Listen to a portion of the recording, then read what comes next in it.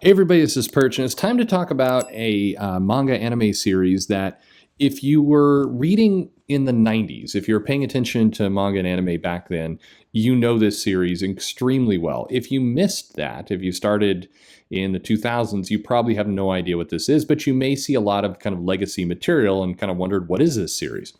We're talking about Tenchi Moyo, which is in North America was just called Tenchi Moyo. In Japan, it was Tenchi Moyo Ryoki, and it's had a number of different names in other places, which kind of that is the story of this series. This came out in 1992, and it started as a collection of basically OVAs, and the creator Masaki Kajishima. Now, what happened was that this, I'd say, was the first series to do something that we're seeing a lot more regularly now with shows like Demon Slayer and kind of how and even My Hero Academia has taken a page from this. They went for a big franchise right out the gate. They had a partner in Pioneer Entertainment that was desperately trying to crack overall kind of anime distribution. And there was this idea in the 90s that, hey, look at the boom of comic movies and comic attention. People are paying it. We had the death of Superman, and we had all these big events that are getting news. There's all this manga over in Japan that seems ready-made to bring over to the U.S. So if we bill it and merchandise it as something new and unique, then it will do great. Does that sound familiar? Because it is very much what's going on now, albeit in a much more amateur way back in the 90s.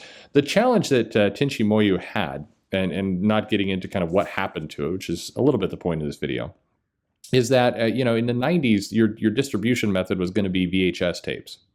And if you go into like a Half Price Books or a place like that, chances are, if that place still has VHS tapes, and some of them do, you'll find big collections of Tenchi Moyo and the OVAs there.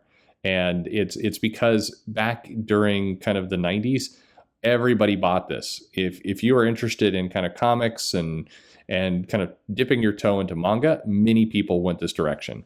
So what is Tenchi Moyo? What was this series? Well, in a nutshell, it's centered around Tenchi Masaki. And he was the grandson of a Shinto priest who's going to teach him swordplay. But he's like many characters that are in manga. He's somewhat hapless. He doesn't really understand what he's doing and distracted. It's not full on the disappointment trope, but he's trying to learn, but he's clearly just not there. So he basically, for reasons unknown, he steals keys to a sealed cave on the shrine grounds that legends say holds a sleeping demon. In doing so, he releases Ryoko. Ryoko turns out to be a very attractive, crazy, angry space pirate, but kind of the classic, not a villain character, but everybody wanted, willing to take shortcuts, loud, boisterous. In Japan culture, kind of this is the nightmare woman who's going to embarrass you to your family, that kind of thing. Ryoko has been laying in suspended animation for 7 centuries. Because she is awakened, this basically brings ultimately a more women from space to Earth to ultimately move in with Tenchi. And so the plot of this series is really along the lines of Tenchi has some mysterious powers. Turns out he's part alien as well. Spoilers, I guess. And he's learning and trying to come into his own. So it's this I don't want to say coming of age story, but he's learning how to grow and kind of evolving his powers. Meanwhile, he's juggling a half dozen women who have set up shop as a harem, basically. And you've got kind of the nice innocent one that is but by the book, that is the counterbalance to Ryoko the pirate. You've got the lovable kind of giddy daughter character. It seems way too young for this situation. You've got the older scientist lady. You have police that show up and kind of the ditzy, bubbly partner. Anyway, it's basically kind of the 6 tropes of female characters in anime that show up, or in manga, that show up at his house, move in, and they're all kind of vying for his attention. It's the classic unwanted harem plot. And this ultimately leads to him going off into space, and a little bunny that could transform into a ship, and just a lot of elements that, to people in the U.S. who'd never seen manga before, never had interacted, it was new, different, exciting. The animation was pretty solid. Again, it was much stronger, more detailed than what people normally see. But it also, I mean, it wasn't the most complex plot. It basically revolved around this kind of hapless kid running away from women at various times as they would try and seduce him, sort of. In many cases, the seduction was happening because the big conflict was Ryoko, and was Sasami. No, Sasami was the younger sister. Ayika was the one who's, those two are constantly bickering, and because they're bickering, they determine that the right way to bicker is to vie for Tenchi's attention, and so they do that. But anyway, that's where all this goes. And then there's space adventures, and there's people who are coming to attack Tenchi, and there's villains, and so you need to defend him, and so all of this stuff is kind of the same basic plot over and over. But it was new, it was different, it was marketed really heavily in the US as something you could jump into.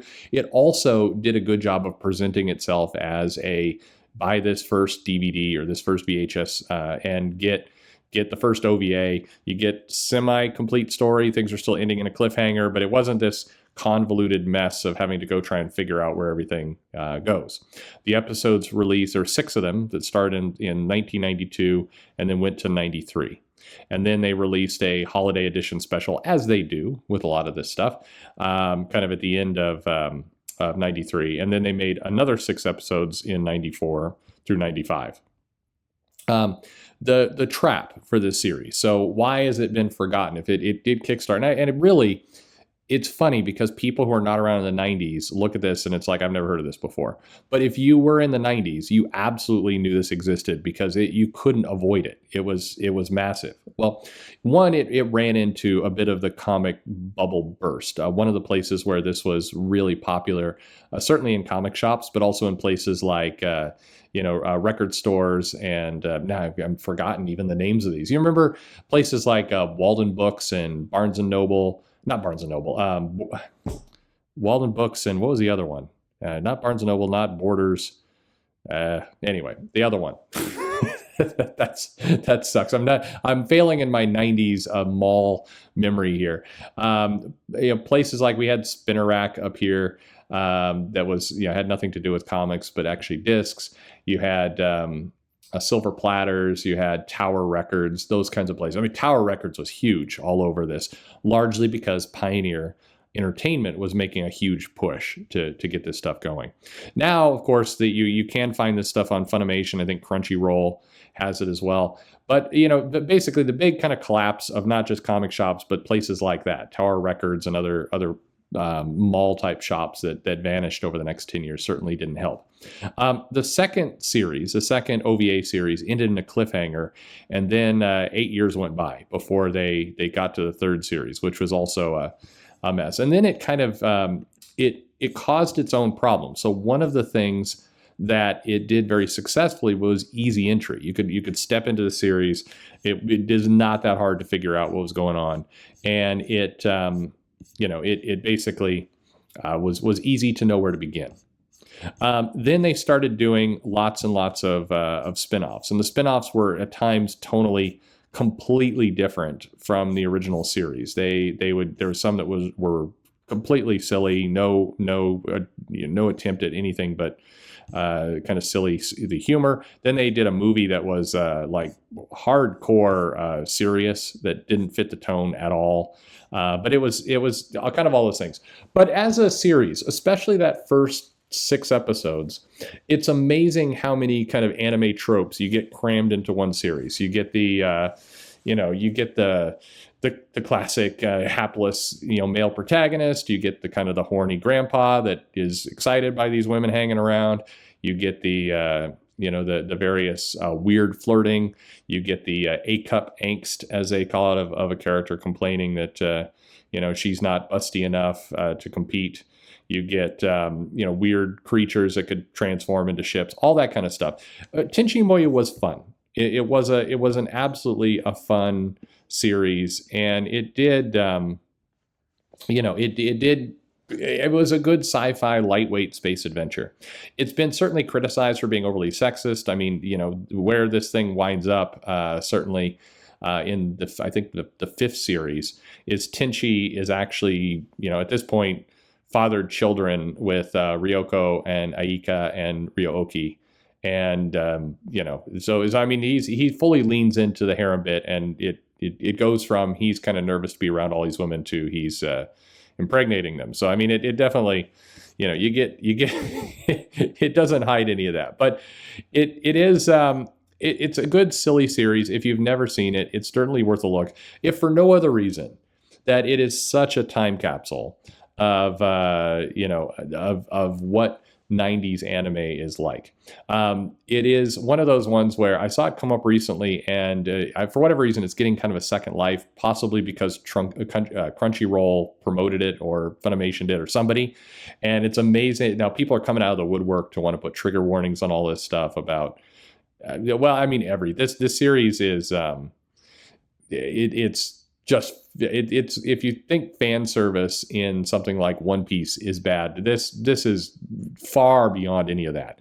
But it's again, your mileage may vary. I think it's just funny. It's a fun series. It's definitely not triggering. I mean, if you're gonna be triggered by this, then you got other problems. Bluntly, I mean, it nowhere gets anywhere close to serious enough to provide real horrors for people. It's a goofy series, but it is an amazing 90s time capsule. Check it out. It's a fun little thing, and yeah, it's weird.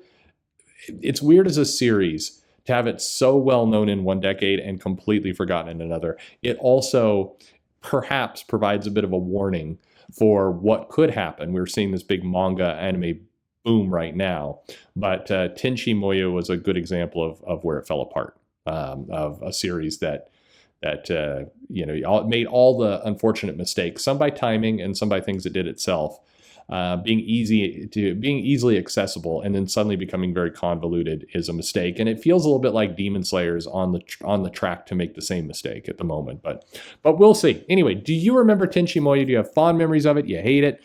Let me know in the comments below. Like and subscribe, and thanks for listening. This will walk down memory lane.